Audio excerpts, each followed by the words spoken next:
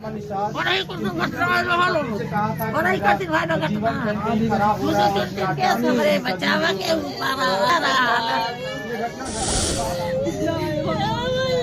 अभी तक किसी जिम्मेदार से या किसी अधिकारी से आप लोगों के परिवार के लोगों की कुछ बात नहीं हो पाई? अगला आगे बढ़ जाएगा, ये भी नेता बन जाएगा। ये अपने अलावा जैसे ये कहता था कभी कभी कि हमको भेड़ नहीं चाहिए, भेड़ियार नहीं चाहिए, मुझे भेड़ चाहिए।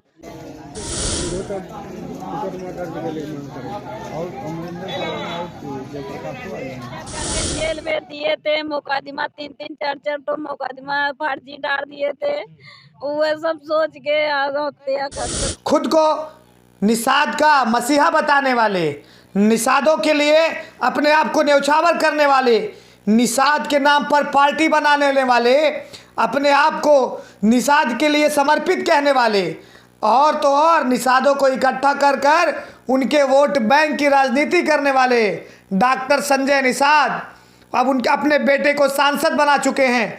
उनका एक बेटा विधायक है, वो स्वयं कैबिनेट मंत्री हैं और उनके पार्टी के जो कार्यकर्ता हैं, जो एक्टिव सदस्य हैं, वो सुसाइड करने के लिए मजबूर हो रहे हैं। और तो और जो आरोप धर्मात्मा निषाद ने लगाया है वो वाकई दुर्भाग्यपूर्ण है। हालांकि डॉक्टर संजय निषाद ने इस पर सफाई दी है। उन्होंने कहा है कि व्यक्तिगत रूप से मेरे लिए बहुत बड़ी हानि है और ये धर्मात्मा बिंद नहीं लिख सकते, ये साजिश है, इसकी जांच हो। आप समझिए ये बहुत बड़ा है कि उनका कार्यकर्ता लगातार पिछले 10 सालों से लिए निषाद के लिए, अपनी पार्टी के लिए, अपने कार्यकर्ताओं के लिए, युवाओं के लिए समर्पित रहने वाला एक युवा अपनी जान गंवा देता है राजनीति के चक्कर में, और जिसके लिए वह न्यौछावर रहता है। अगर धर्मात्मा बिंद की माने तो उनके लिए वही इंसान काल बन जाता है। उसे क्या मालूम था कि ये राजनीति का चक्रव्यूह वो उसको खा जाएगा। आइए हम पूरी तरीके से समझते हैं कौन है धर्मात्मा निषाद और आखिर क्या है उनके मौत के पीछे का असली राज। क्या संजय निषाद जो अब लगातार निशाने पर है विपक्ष और साथ ही साथ तमाम जो कार्यकर्ता हैं वो संजय निषाद के खिलाफ खड़े हो गए हैं और उनके खिलाफ मुकदमा लिखने और गिरफ्तारी करने की मांग कर रहे हैं। तो सबसे पहले धर्मात्मा बिंद के बारे में जानते हैं। मैं आपको बताऊं 19 साल की उम्र से वो लड़का निषाद समाज के लिए निषाद पार्टी में ज्वाइन हुआ। उसके बाद वो लगातार एक्टिव और एक तेजी से उभरने वाला युवा था, जो युवा वर्ग के साथ साथ अपने काम के लिए और अपनी साफ सुथरी छवि के लिए तेजी से लोकप्रिय होता चला गया।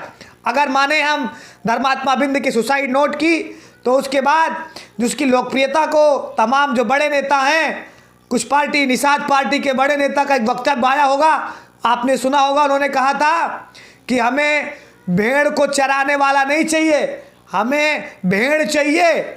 मतलब आप हमारे अनुयायी रहिए, हमारे बेटे सांसद बनेंगे, हमारे बेटे विधायक बनेंगे, हमारे फलाने वो बनेंगे, आप कुछ नहीं, आप सिर्फ पार्टी के लिए समर्पित रहिए, ऐसा धारणा था। और यही बात कहकर धर्मात्मा निषाद अपने जीवन को परित्याग कर देते हैं। उनके परिवार का रो रो कर बुरा हाल है, उनकी माता का रो रो कर बुरा हाल है, उनकी पत्नी का रो रो कर बुरा हाल है। सब एक ही बात की मांग कर रहे हैं कि मैं एक ही शर्त पर मुझे न्याय मिलना चाहिए और न्याय तब होगा जब संजय निषाद की गिरफ्तारी होगी, जब उनके बेटे को गिरफ्तारी होगी, उन पर मुकदमा दर्ज किया जाएगा।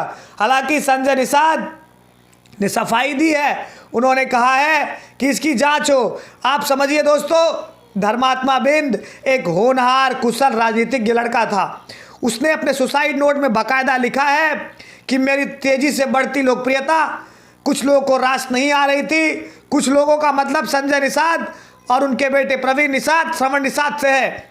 इन तीनों को हमारी लोकप्रियता पच नहीं रही थी। इन्होंने लगातार मेरे खिलाफ राजनीतिक षड्यंत्र किए। ऑन कैमरे मनीष और जयप्रकाश का नाम लेता है, उसे उकसाकर मैंने उस पर मारा, मेरे ऊपर झूठे मुकदमे हुए, यहाँ तक एक मर्डर हुआ। उस मर्डर में मैं गया था जस्टिस के लिए, वहाँ पर मुझे ही फंसा दिया गया और मुझे पता तब चला जब मैं बाहर आया तो मुझे ये पता चला ये सारा खेल प्रवीण निषाद, श्रवण निषाद और संजय निषाद कर रहे थे, क्योंकि निषाद बिरादरी में लगातार धर्मात्मा एक आयरन बनता चला जा रहा था, एक आइकन बनना चलता चला जा रहा था। वो लोगों की सेवाओं के साथ साथ हमेशा अपने बिरादरी के लिए, अपने पार्टी के लिए तेज़ी से कार्यरत नेता था। उसके बाद धीरे धीरे वो पद की मांग करने लगा कि चाहे टिकट चाहिए या फिर तमाम ऐसी चीज़ें हुई कि अगर हम समर्पित हैं तो अपने अधिकारों की मांग को संजय निषाद की पार्टी नहीं पचा पाई और हुआ यूँ कि उसे मानसिक रूप से प्रताड़ित करने लगे। अगर पत्नी की माने और उनके माँ की माने तो और स्वयं धर्मात्मा बिंद की माने तो वो कहता है कि जिस लायक मैं था वो तो करता ही था। कई बार मैं अपने समाज, अपने परिवार और अपने कार्यकर्ता बंधुओं के लिए मैं जिस लिए सक्षम नहीं था वो भी करता था। ये सारी चीज़ें हजम नहीं हो रही थी इन लोगों को और यही कारण रहा कि मेरे ऊपर झूठे मुकदमे, FIR, झूठी केस फाइल करवाने लगे और इन सब से तंग आकर शायद मैं अब आगे का जीवन नहीं जी सकता। एक राजनीतिज्ञ, एक सफल, एक सजग, एक शानदार और एक कहना ईमानदार नेता अगर कहें तो धर्मात्मा बिंद को कहें। हालांकि मुझे मालूम है आप कैबिनेट मंत्री हैं, आपके बेटे सांसद और विधायक रह चुके हैं, तो आप जांच करवाएंगे, मामले को रफा दफा करवा लेंगे, झूठा साबित कर देंगे। लेकिन उसने ये भी कहा मैंने जितना समय अपने परिवार को नहीं दिया उससे ज़्यादा संजय निषाद की पार्टी और उनके परिवार को दिया। मेरी छोटी सी बेटी है, मैं क्षमा चाहता हूँ अपने परिवार से, अपने भाई से, अपने सभी से कि मैं शायद आप लोगों के लिए यहीं तक साथ दे सकता हूँ। और तो और एक और सवाल खड़ा उठता है कि क्या संजय निषाद, उनके बेटे ये सब एक दिखावे की, एक मतलब की राजनीति कर रहे हैं। कार्यकर्ता के यहाँ अभी तक उनके पार्टी का, उनके घर का कोई भी बड़ा नेता नहीं पहुँचा है। क्या यही है कार्यकर्ताओं की, यही है आपके सचिव का सम्मान? मैं एक बार फिर से ये गुजारिश करता हूँ अपने तमाम मीडिया बंधुओं के साथ साथ पुलिस ऑफिसर से भी कि इसमें सख्त से कार्रवाई की जाए। अगर संजय निषाद और उनके बेटे और वो दोषी हैं तो उन पर कार्रवाई की जाए। बड़े मंत्री और बड़े नेता होने के नाते केस को दबाना शायद ठीक नहीं है। आज एक धर्मात्मा ख़त्म हुआ है, आगे जाकर पता नहीं कितने ऐसे छोटे लेवल पर नेता जो उभरते हैं उनको इस तरीके से बंद कर दिया जाता है। मैं आपको बताऊं, धर्मात्मा एक होनहार और एक शानदार, सुशील और सज्जन ईमानदार नेता था।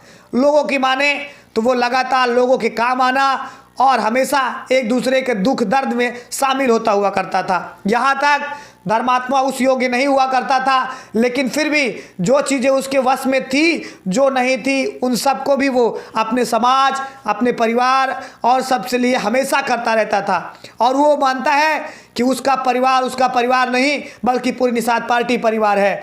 लेकिन निषाद पार्टी के मुखिया संजय निषाद जिस तरीके से बयान दे रहे हैं दूर से, क्या उनके घर जाना उचित नहीं है? कि अगर मान लीजिए धर्मात्मा बिन झूठ बोलता है तो क्या संजय निषाद के लिए उनके माँ, धर्मात्मा के माँ, पिता, उनके भाई ये सब झूठ बोल रहे हैं और उन्हीं के पार्टी का वो सदस्य भी है। बड़ा नेता कहा जाए, कद्दावर नेता भी कहा जाए तो वो है। अभी तक उसने इस्तीफा भी नहीं दिया था।